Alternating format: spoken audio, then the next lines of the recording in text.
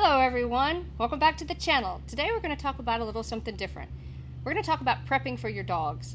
And I did a video the other day about side hustles, mainly side hustles for women, because you guys have been asking for ideas. And one of the ideas that I mentioned was you can actually cook for dogs and sell those food to people, because a lot of people are asking for it. I don't have the time for it, but I know people have reached out to me asking what I do. You guys have asked us to do a video, so here we go. Welcome back to the channel, Financial Prepper, Chris and Stacey. I'm Stacey. Chris is still out on the track if you hear the noise behind me. All right, let's get into it. First off, you guys, and just so you guys know, I am not a veterinarian. I get that word out good. And I'm not a advisor on this kind of stuff. This is just 6-8 years of experience going to the vet, getting their blood drawn, learning how to feed them based off their blood levels, if their sugar was high and different, if they needed more protein, less protein, stuff like that. So this is the basis of kind of what I use, and I change and it varies. Let's start. First off, I cook with bacon grease. I don't ever use olive oil for my dogs. Either that or I use butter. This is the butter that I have found that I absolutely love. It's kind of hard to find, but if you guys can get your hands on it, I'd say stock up on it. I even use this for us personally. But I cook bacon as a side treat for them. This is the bacon I like to use. It's the right bacon. You can use any kind of bacon you want. And I cook this as sort of a side dish for them, or put it in on some sprinkles on the top, or as a treat. So that's not really their main course, but I use the grease, and that's what I cook their food in. Typically, their food looks like this when I'm finished. And a funny side note, I think my father-in-law has actually eaten the dog food before when he's been here working, because he got in the fridge and it looks like food for us, because it is. It's chicken, beef, green beans, carrots, peas, and anyway. So, sorry Dad if you ate the food. But that is where I start with. Then for the meat, this is the typically types of meat that I use. I use chicken. I typically Instant Pot a chicken, if that's such a term, cook a chicken in an Instant Pot. This is our outdoor kitchen area that I use for stuff like this, or we have company or stuff like that. And I typically use this about once or twice a week just for chicken. I'll give you a really good tip also. When you cook a chicken, it takes about 1 hour and 45 minutes for a decent sized chicken. If it's smaller, 1 hour and 25 minutes. Then I let it set, cool off, debone it.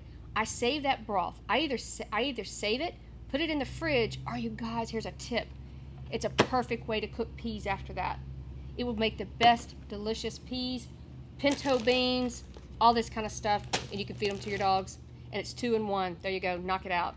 So I typically cook 1 or 2 chickens per week. That's what my dogs eat. If I'm in a hurry, don't have chicken on hand, I use the canned chicken. I will give you a tip. If you use canned chicken, rinse it. For some reason, I don't know if it's stuff they put in there to preserve it, but the dogs tend not to like it. But my dogs may be food snobs because I've kind of spoiled them. So that might be the case also. Also, I do liver. I don't do this as a staple. I do this as a treat, or kind of look a little sprinkle on the top when I make they have plates instead of bowls, because they tend to pick it out and put it on the side. So I found plates work for my dogs best. And so I will do liver. I get it frozen. It has frozen. I have bags of it. Unthaw it, throw it on the skillet, cook it, you're done. I also use hamburger. They typically get hamburger about every other day, I would say. I put it in their meal along with the chicken. And then also, if you guys notice in here, we have roast beef, and then we also have a little bit of steak. So sometimes if I have like a flank steak or steak that has a little bit fat on it, I'll just chop it up and stir fry it for them. Once again, cooking it in the bacon grease or the butter and give it to them. For veggies, I typically do carrots. I typically do this in my processor. I do up a bunch of them, throw them in a box like this, a bin, and then I just cook them as I need them. Sometimes if I'm in a hurry, you guys, use the canned stuff. It's just as good. I just say rinse it. That's what I do. I typically just rinse it. Same thing with green beans. If I don't have fresh or frozen, I just keep this on hand at all times. And that seems to be, and broccoli. That was probably the staples. Every now and then I'll throw in something else, but that is pretty much the staples of what I use. Every once in a while I'll throw in some the green peas. They seem to not like those as much, so I only throw those in every now and then. And then let's see, we'll go to the carbs. I tend to go with like peas, as I said, pinto beans. I even do noodles. Oh my goodness, they love noodles. I tend to try to go with the egg noodles for them. And then of course I use rice. On the rice, I try to stay with the like long grain, short grain. I try not to go jasmine, anything like that. They also get potatoes. They absolutely love potatoes. So you guys, I just mix it up. They don't get just one thing every single day. I might make a batch up and it lasts for like 2 days, and then I go on and make another batch up. Also eggs. This is another great. They love them. They love them boiled, scrambled. A lot of times I'll just boil them and use them as treats. So this is also another great resource.